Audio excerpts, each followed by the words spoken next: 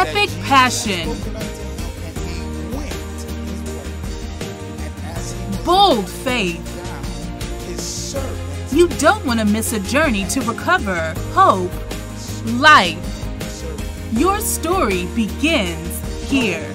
Join Pastor Jeremy D. Seward in True Holiness Deliverance Temple for our Sunday morning celebration beginning at 11 o'clock a.m. This is the place to be. And they said unto him yesterday, somebody say yesterday. Yesterday at the 7th hour, the fever left him. But I want to go back to verse 51, and he says, as he was now going down, his servants met him. I want you to get that image. As he was going, somebody else was coming too. Look at your neighbor and say, neighbor, it's going to meet you. Okay, it's going to meet you. Sometimes in life, opportunities will only come by us once, not all the time. There are some things that have passed us in this life that we wish we could go back. If we could just have that opportunity one more time, that we will not let this opportunity pass us by. In John's gospel, it is different from the other synoptic gospels, which John is not really considered to be the synoptics, if you will, because he has a different approach to how he sees Jesus. The Matthew, Mark, and Luke deal with the geographical Jesus, and it gives a lot of biography of Jesus. But when you get to John's gospel is very different. It's a lot of meat. It is very profound because he's now dealing with who Jesus is. You see in the prologue in chapter 1, it reads in your subheading, in your heading, it should read, if you have a good Bible, God and the flesh, or God became flesh. Now we understand who is this God that has become flesh, and what is the purpose of him becoming flesh. He has to fulfill what who John says he is, but John understands and he has revelation of who he is before he even becomes incarnate. And when I use the word incarnate, I'm saying that God has taken on flesh. And so John understands who Jesus is before he even takes on body form. Because the Bible says in John chapter 1, he says, in the beginning was the Word, and the Word was with God, and the Word was God. And so how John sees Jesus is just not like any regular person, but John sees Jesus as the Word. Understand now that you have to get this correlation and this connection. Why John would start off his gospel, because it's going to play out and demonstrate itself. The concept is going to unfold in how he deals with healing people in his journey. And so John does not say in the beginning was Jesus, but he is very specific. Even though he know it was Jesus, he is very descriptive and specific. He says, no, it wasn't just Jesus. In the beginning was the Word. What I like about John is that John does good theology, and he does not pick up on God in the middle, but he says in the beginning. Let me let you know who he is before you even was. God, they didn't get that. Anytime you can find a person that can tell you who you are before they even meet you, that's a bad man. In the beginning, the Bereshith, Genesis in Hebrew, the beginning. In the beginning, let's go all the way back. If you're going to talk about God rightly, and if you're going to have this right and this great concept of God, let's go to how God was in the beginning. Who is this God in the beginning? The God in the beginning is the Word. And what's interesting now, the language is so ambiguous, or it seems to be playing mind games with me, because it says in the beginning was the Word. And okay, that was the Word. Then it sounds like something else, because he said the Word was with God, as if it was something else. He says, no. It was me by myself, through myself, in myself, doing it in myself. You've got to understand what he's trying to show you, that in the beginning, you were not there. In the beginning, no angels were there. In the beginning, no sun, no moon. In other way, however, to take it further, he says the only way that the other things got here that was here in the beginning was only through the word that was with God. Y'all didn't get that. There was something with him that allowed him to open up his mouth and express himself. But when he opened up his mouth, now you've got to catch it, because God never opens up his mouth and nothing happens. I need somebody. That's why, Sister Brenda, I don't understand. Everybody is saying God is speaking, but when I read the scriptures, whenever God speaks, something is moving. Whenever God is speaking, something is shaking. Whenever God is speaking, somebody's being healed. I don't understand, because one thing that I find out about God, God is not like you and I.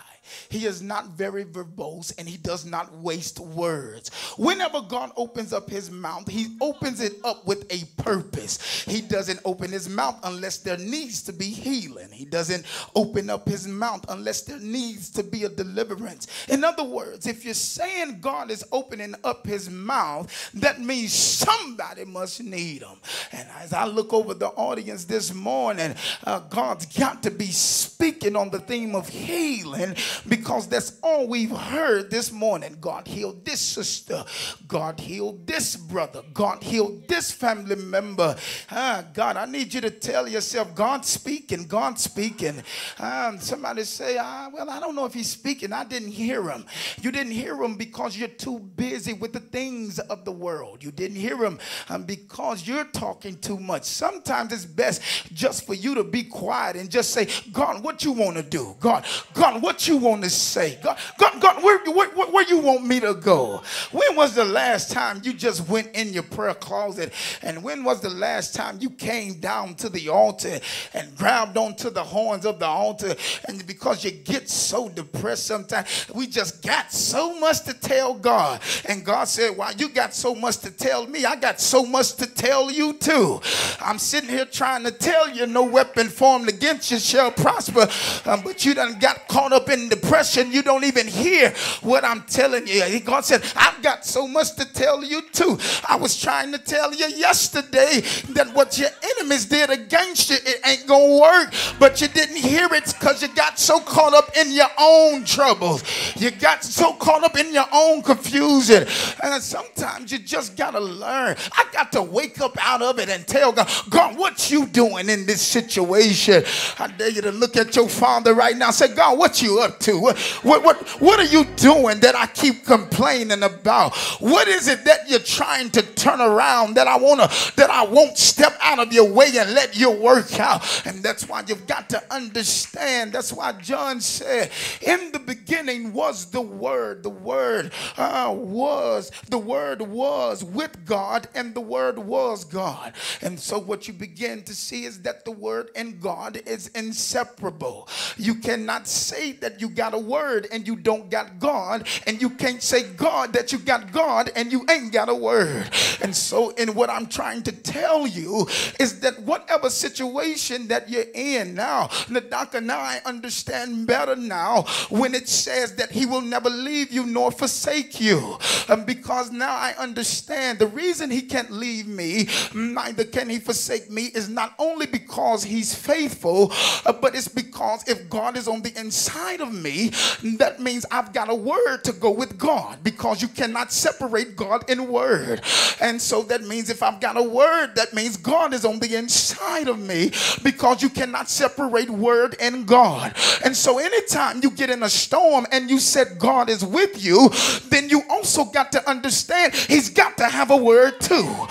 Anytime you go to the doctor and you say, well, God was with me when I was in the emergency room.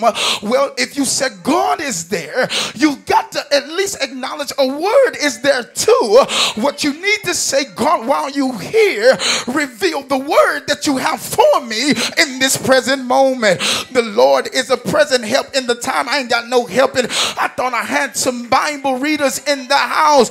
I need you to bother your neighbor and shout, neighbor, if you've got God, then you've got a word. Not only do you got a word, but I got the word. I need you to wake up. Mark chapter 4, when they were in the ship, the Bible says that they received a word to get to the other side of the mountain, to get to the other side of the sea, of the storm. But the Bible began to show us that they began to doubt, and when they doubted, that the storm began to rage and they became fearful. But you've got to understand, when they doubted, a word that came from the word stood up in the middle of a ship to remind them of a word, to tell them, peace be still. I need you to grab your neighbor and shout, neighbor, when you forget a word, the word will stand for you. I ain't got no help in here. How is it that you forgot a word? I forgot it because of fear. I forgot a word because of doubt.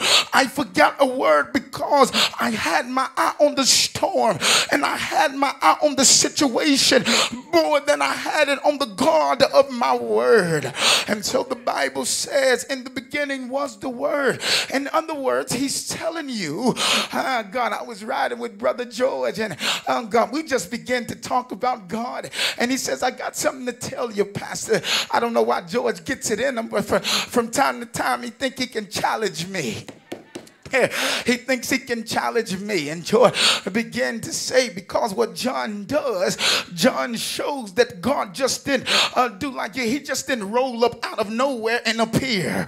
He just was. Somebody asked, he said, where did God come from? And the boy looked at the man looked at the boy. He says, God came from nowhere. I ain't got no help in here. You didn't get it. He could not say that God come from somewhere, because somewhere is a place, it's a location. But when you talk about nowhere, where is nowhere? I can't even define nowhere. It's just nowhere. Who created them? Nobody, nowhere, and nothing. How do you talk about God? What John is saying, he's trying to show you, as he began to speak over your future, he was trying to show you, because the Bible says, I chose you before the foundation of the world to be in me. So before it all happened, I ain't got no help in here. I remember the sermon in Jeremiah chapter 1. The Bible says, before you were formed in the belly of your mother, he said, I already knew you. God, I need you to look at your neighbor and say, neighbor, before I got 1,000 followers on social media, God was already following me. It don't even matter if you decline or accept. I've been having somebody following me since before I was even in my mother's womb. I've been having somebody oversee my issues before I was in my mother's womb. So don't tell me what God can't do. God, I need you to high five your neighbor and shout, neighbor, I've had company before you became my company. God, y'all don't want to hear me in this house. Here it is, you getting depressed. Who am I going to talk to? Talk to who you were talking to before you. I ain't got no help in here. And so what God is showing you, what John is showing you, he's showing you the before. God came. He was in the beginning, in the beginning, in the beginning, in the beginning. I said the beginning, not the middle. God didn't just think of something and said, right here, I'm going to, no. Before the lights, before the moon, God said, I've spoken a word over your life, because the word and God go together. And so what you begin to see now, which is a good segue into the text, is that you see the young man, you see the nobleman who is of respect. He should be due respect, because he is not just anybody. But you've got to understand that the Jesus that he goes to is not just anybody either. And so this nobleman understands that this is just not anybody, or otherwise the Bible would not have shown us. This man walks about 25 miles. God, I need you to get it, because the Bible says that he was in another region and the man was coming from another location, and where the man had to walk was about 25 miles. Sister Keisha, he was so desperate to get to Jesus because of everything everything that he had heard, he was willing to do whatever he had to do to get to Jesus. And because one thing he did not want to happen, I don't want my son to die. There's somebody in the house of God. The reason you come to church this morning is because you don't want to lose what you got. And you already telling yourself, I only got a little bit left. I cannot stand to lose more. And the reason some of us come to church this morning, because if God puts another storm on top of the storm, God, I don't know if I'm going to be able to take it. So God, I come this morning because I need a word. God, I needed to get to church so bad. I was willing to borrow gas money to get here. I wanted to get to church so ain't got no help in here. It is amazing what we do, cousin. We'll borrow money to go to a basketball game, but won't borrow money to get a ride to church. I ain't got no help in here. But when you are desperate to get to Jesus, God, if you don't want to bring your kids to church, I'm so desperate to get to church. God, I need to find me a babysitter. You found you a babysitter to go to the club. Why don't you find you a babysitter to come to church? As a matter of fact, don't get nobody to babysit that nappy head Negro. Bring that trouble to church. Gosh. No. Whatever I need God to work on, I'm bringing my issues to church. And some of my issues is the very seed that come from my Lord. And so I've got to bring it to church. This founder now, he is desperate. And so he is willing to walk 25 miles. God, I miss those testimonies and the day.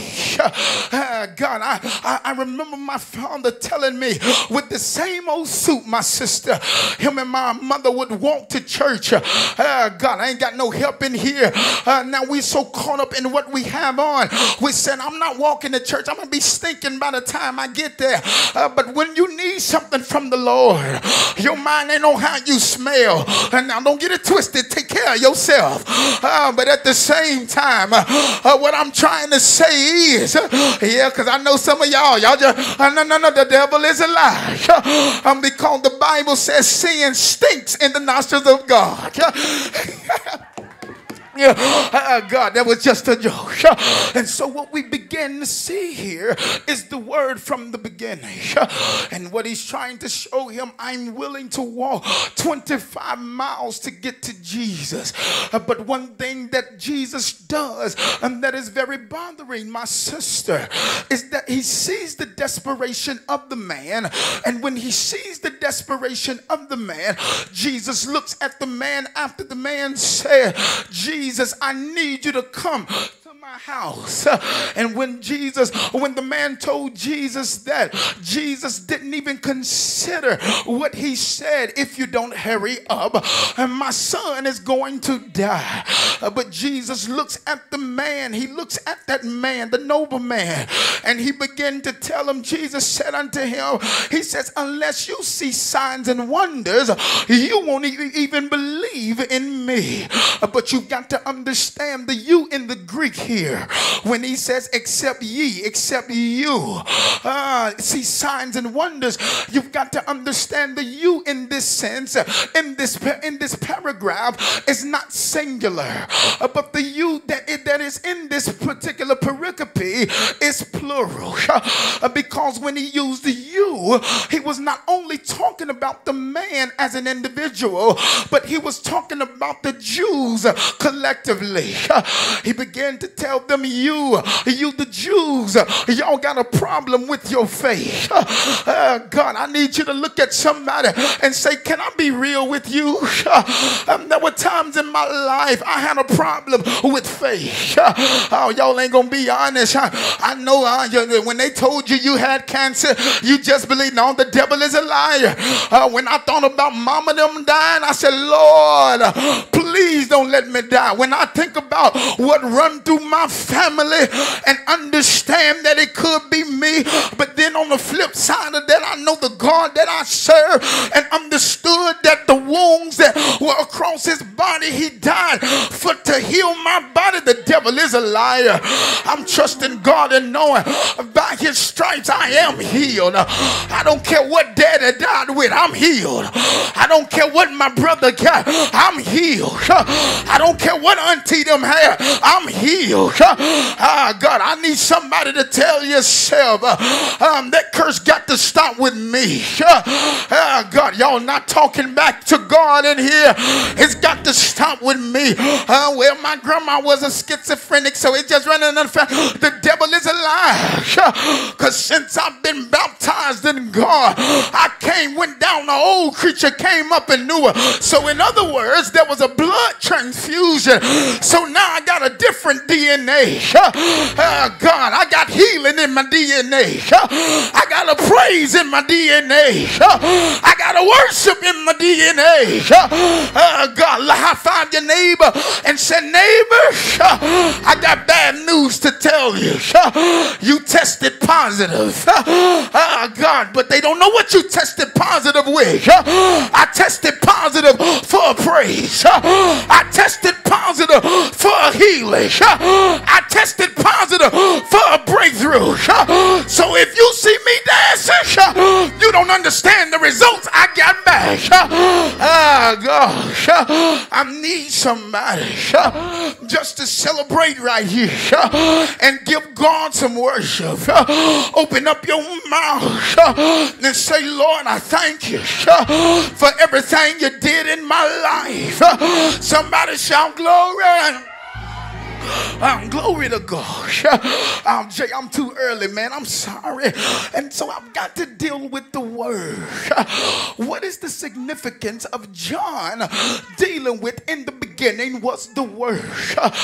Because why is the word significant? And how does it tie into John chapter 1? Because the Bible began to tell the man, he told the man, he said, you won't believe unless you see a sign. I don't know about anybody else, but I've been serving God for so long now.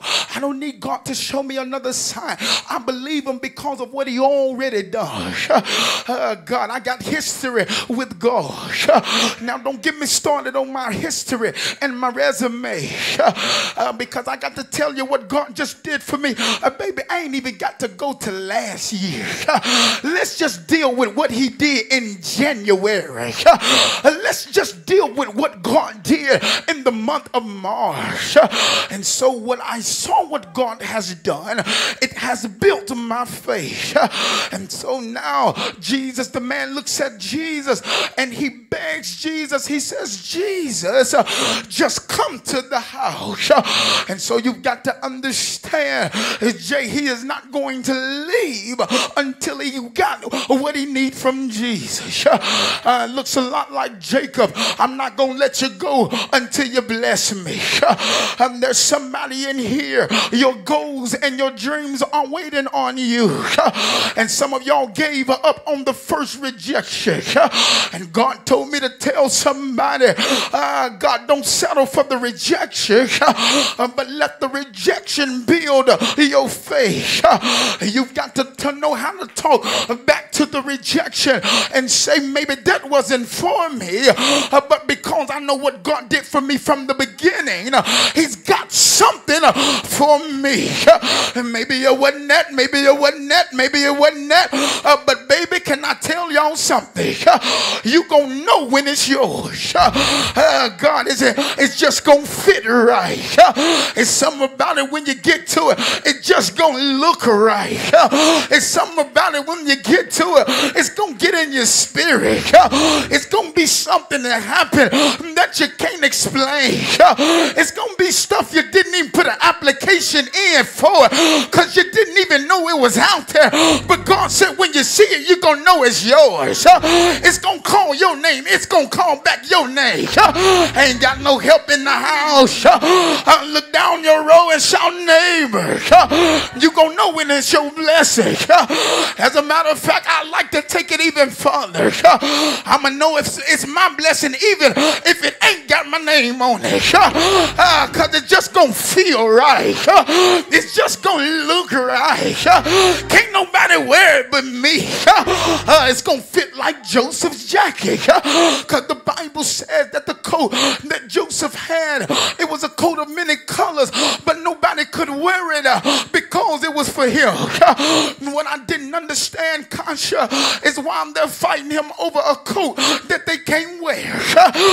God, why people fight me for my gift that they can't have? As a matter of fact, you ain't got to fight me for mine, because God told me to tell you he got yours too. God, I need you to celebrate with your neighbor and shout, neighbor, I ain't got to fight you for yours, because God got something for me too. God got something in store for me too. And that's why the Bible begins to say that the man told Jesus, I need you to come to my house before my son get ready to die. And so in other words, Sister Corrine, Jesus is in a predicament that he likes to be in. Turn me up a little bit, Jay. What do you mean, preacher? God specializes in situations that look like it's almost over, and he steps right in the nick of time. I come to tell somebody, you've been looking at the months of the year and you pray for something for God to do way back in February, and here it is, we're almost in November, but you don't realize that God said, I'm in a good place to build your faith, because before the end of the year, I'm getting ready to bring your promise right before your eyes. Somebody shout glory. Shout glory again. And the Bible begins to say that Jesus looked at the man after the last time that the man told Jesus to come to my house. So Jesus turned around and told that man, he said, go your way. But one thing I like about it, but at the same time, I did not understand. Jesus didn't speak to the situation that he wanted him to speak to. Neither did Jesus lay hands on the situation that the man wanted him to heal. So I said, Jesus, you gotta help me with you, because now you want me to leave and you didn't even acknowledge what I told you I need you to do. But the Bible shows us that the noble man, he didn't even argue with Jesus, but the Bible said Jesus told the man, he said, go your way. And while the man was walking, hold on now, the man turned around. He didn't do like you and I. He didn't say, Jesus, did you hear what I said? But the Bible says that the man turned, believing the word of the Lord. Oh, y'all didn't hear me. You gotta get, he didn't just turn and walk away, but he turned away in faith. Look at your neighbor and shout, neighbor, if you walk away in faith. If you walk away in a praise. If you walk away in a worship, because you know now what your God is able to do.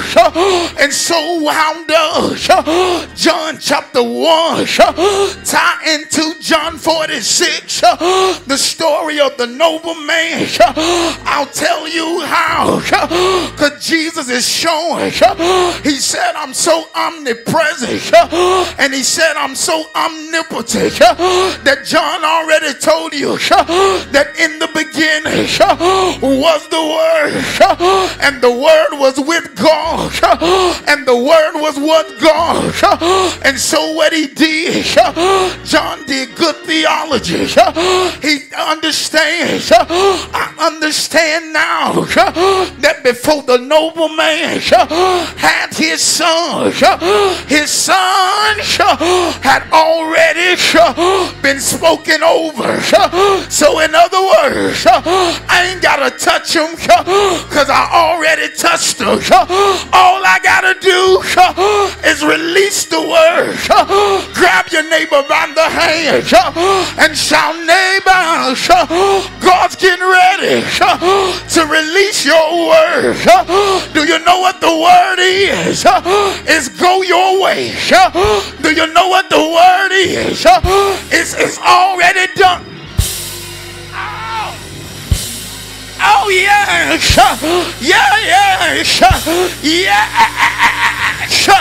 it's already done. Y'all gotta forgive me. Oh, little boy got happy.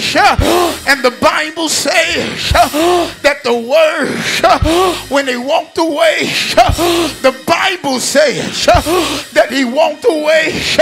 He believed the word. Y'all didn't catch it.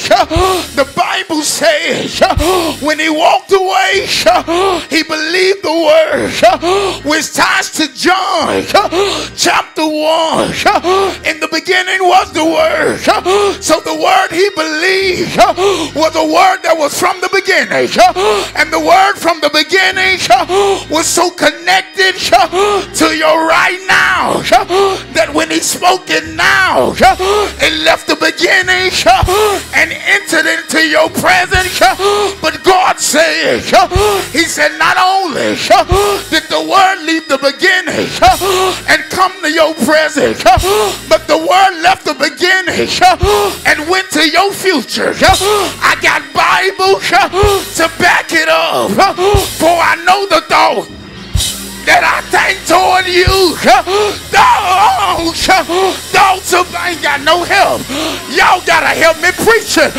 Go high five your neighbor and shout, neighbor, I got a word and it's meeting me. It's not gonna beat me. It's gonna meet me.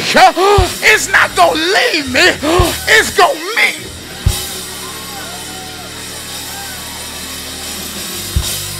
Oh, go tell two people, go meet your word. Go meet your word. Go meet your praise. Go meet your promise. And the Bible says that the word from the beginning is spoken to the now. And the Bible says that the service, I gotta close, Korean. I've been up too long. This is my last point. And the Bible says that while the man was walking, come on Jimmy, go over there. While the man was walking, and while Jesus, that's the man's house, but while the man was talking to Jesus, the very moment that the Jesus said, go thy way, the word had been released in the nobleman's house, but he didn't see it, but I still know he believed it. How do you know he believed it? When he turned and walked away. I know you got faith when you don't see what happened, and you can still turn and walk away. And the Bible says that while the man was walking, come